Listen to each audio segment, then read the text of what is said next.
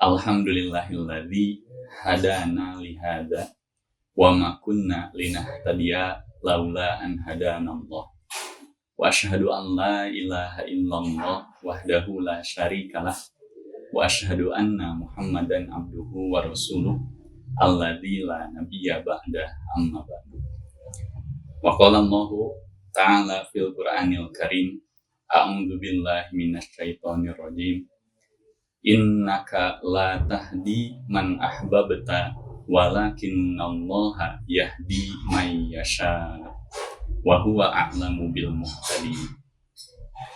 Tentu menjadi sebuah kebahagiaan, sebuah harapan bagi kita sebagai muslim ketika saudara kita, ketika orang terdekat kita, apalagi orang yang kita cintai, berada di dalam satu barisan, berada di dalam satu jalan, yakni berada di dalam jalan pendukung Allah Subhanahu wa Ta'ala. Namun tentunya kita sebagai manusia sangat memiliki keterbatasan yang mana kita tidak mampu memberikan petunjuk, tidak mampu memberikan hidayah kepada siapapun itu, termasuk orang terdekat dan juga orang-orang yang kita cintai.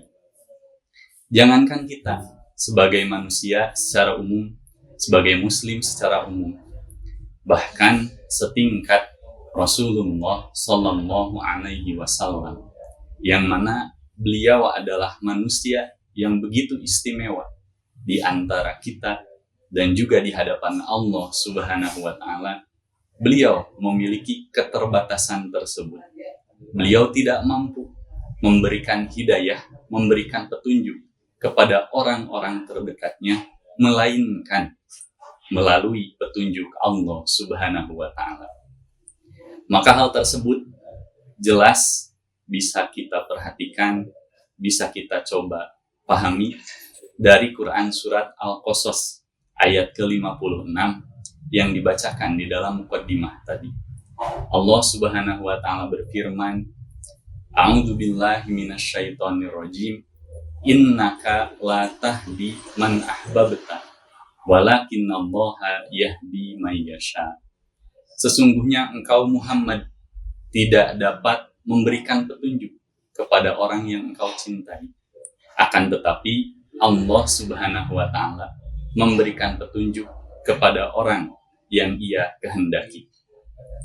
Maka ayat tersebut sudah menjadi pemahaman pengetahuan yang umum, juga menjadi kesepakatan di antara para ulama bahwasanya ayat tersebut berkaitan dengan kondisi Abu Thalib, yang mana beliau adalah keluarga paman dari Rasulullah Sallallahu Alaihi Wasallam, yang merupakan orang terdekat beliau. Bahkan Abu Thalib tersebut menjadi orang yang sangat dicintai oleh Rasulullah Sallallahu Alaihi Wasallam. Tentunya kecintaan beliau kepada Abu Thalib dikarenakan banyak sekali dukungan, pertolongan, perlindungan dari Abu Thalib semasa awal-awal perjuangan Rasulullah Sallallahu Alaihi Wasallam menyebarkan agama Islam di Mekah.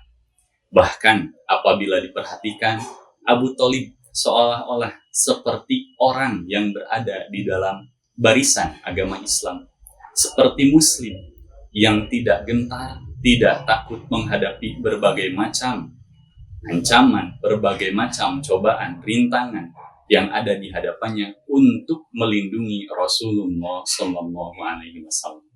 Namun kembali pada akhir hayatnya, Abu Thalib ditetapkan sebagai orang yang kufur, sebagai orang yang mana masih memeluk ajaran kemusyrikan, ajaran keyakinan orang-orang kafir Quraisy saat itu. Pada akhir hayatnya, Rasulullah Sallallahu Alaihi Wasallam masih berupaya, masih berikhtiar memberikan dakwahnya atau mengajak kepada Abu Thalib pamannya tersebut untuk masuk Islam, yang mana ketika beliau sekarat, ketika Abu Thalib sekarat, beliau Rasulullah Sallallahu Alaihi Wasallam masih memberikan dukungan, ajakan dengan menyampaikan agar Abu Thalib melafalkan la ilaha illallah, kalimat tauhid, sebagai tanda keislaman beliau, sebagai tanda bahwasanya beliau ada di barisan orang-orang yang yakin kepada Allah Subhanahu wa Ta'ala saja. Namun takdir berkata lain. Abu Thalib hingga akhir hayatnya beliau masih berada di dalam kekufuran, yang mana memang apabila dilihat penyebabnya, beliau demikian dikarenakan ada Abu Jahal di sampingnya yang senantiasa mengajak beliau agar tidak keluar dari agama Abdul Muthalib, yakni dari agama kekufuran orang-orang Quraisy. Maka ikhwatu iman rahimakumullah, dari hal tersebut menjadi pelajaran bagi kita bahwasanya bagi orang setingkat Rasulullah Shallallahu Alaihi Wasallam pun tidak dapat memberikan hidayah, apalagi bagi kita, karena memberikan hidayah adalah hak pribadi milik Allah Subhanahu Wa Taala.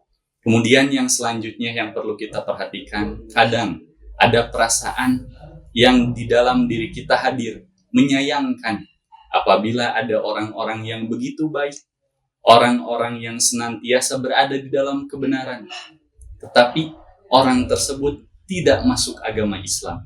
Orang tersebut bukan orang yang beragama Islam. Karena begitulah perasaan manusia. Tetapi kita semua harus mengembalikan semuanya kepada Allah. Maka Allah Subhanahu wa Ta'ala menutup firman-Nya dalam Quran surat Al-Qasas tadi dengan kalimat wa huwa a'lamu bil muhtadin. Dan Ia Allah Subhanahu wa Ta'ala lebih mengetahui terhadap orang-orang yang mendapatkan petunjuk. Yang mana artinya bayangan-bayangan kita, perasaan-perasaan kita terhadap orang yang harusnya masuk Islam, yang harusnya mendapat petunjuk, belum tentu baik, belum tentu dianggap baik, belum tentu dianggap benar oleh Allah Subhanahu wa Ta'ala. Karena pada hakikatnya semuanya sudah lebih diketahui oleh Allah Subhanahu wa Ta'ala. Mudah-mudahan kita semua senantiasa berada pada barisan orang-orang yang ingin mendapatkan petunjuk dari Allah, dan juga orang-orang yang memang mendapatkan petunjuk dari Allah Subhanahu wa Ta'ala. Rabbana la tuzigh qulubana ba'da idh hadaitana wa hab lana min ladunka rahmah innaka antal wahhab. Rabbana hab lana min azwajina wa dzurriyyatina qurrata a'yun waj'alna lil muttaqina imama.